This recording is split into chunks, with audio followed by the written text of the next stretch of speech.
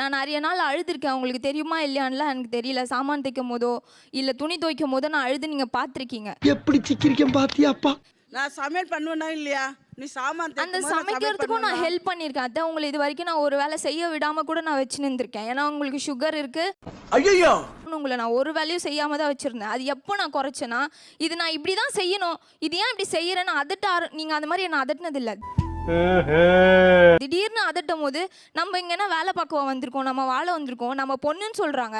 அப்புறம் ஏன் அவங்க அந்த மாதிரி நம்ம கிட்ட கத்துறாங்க? சாபாஸ், சரியான போட்டி. எனக்கு நம்ம மருமகன் கூடயே இருக்கணும்னு ஆசை. 6 மாசம் கூட என் 2 மருமகளுமே இல்லைன்ட்டு நான் எவ்வளவு அழுதன்னு கேட்டு அழுவுறீங்க, கூப்பிட மாட்டேங்கிறீங்களே. Good question. கூடுமா எனக்கு ஈகோ சார், ஈகோ சார். என்ன இது ஒரு பெருமையா? என்ன ஈகோ அப்படி? என் பிள்ளையே என்ன ஒரு வார்த்தை சொல்லிட்டானே, என் பிள்ளை சொல்லிட்டானேன்ற வார்த்தை சார். எனக்கு வருத்தம்ப்பா, எனக்கு ரொம்ப வருத்தம். இப்போ உங்களுக்கு அவங்க கூட ஒன்றா சேர்ந்துருக்கன்னு தானே ஆசை. இப்போ என்ன ஈகோ? அது ஈகோவை விட்டுட்டு ஏன் போய் அங்கே உட்காந்துருக்க, இதான் உன் வீடே, கிளம்பி வாப்பான்னு சொல்லியிருக்க வேண்டியதானே. Very good. சொல்ல முடியல சார். அவ்வளோதானே போனால் அவ்வளோ வரட்டும், அப்படிதான் சார்.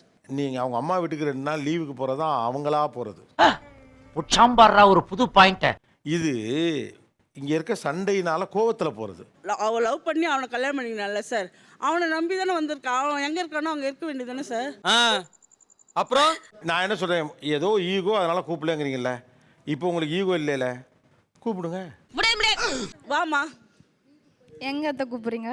வீட்டுக்கு தான் வா. எங்கே கூப்பிடுவாங்க? வீட்டுக்கு தான் கூப்பிடுவாங்க. நம்ம வீட்டுக்கா இல்ல உங்க வீட்டுக்கா? இல்லை புரியல.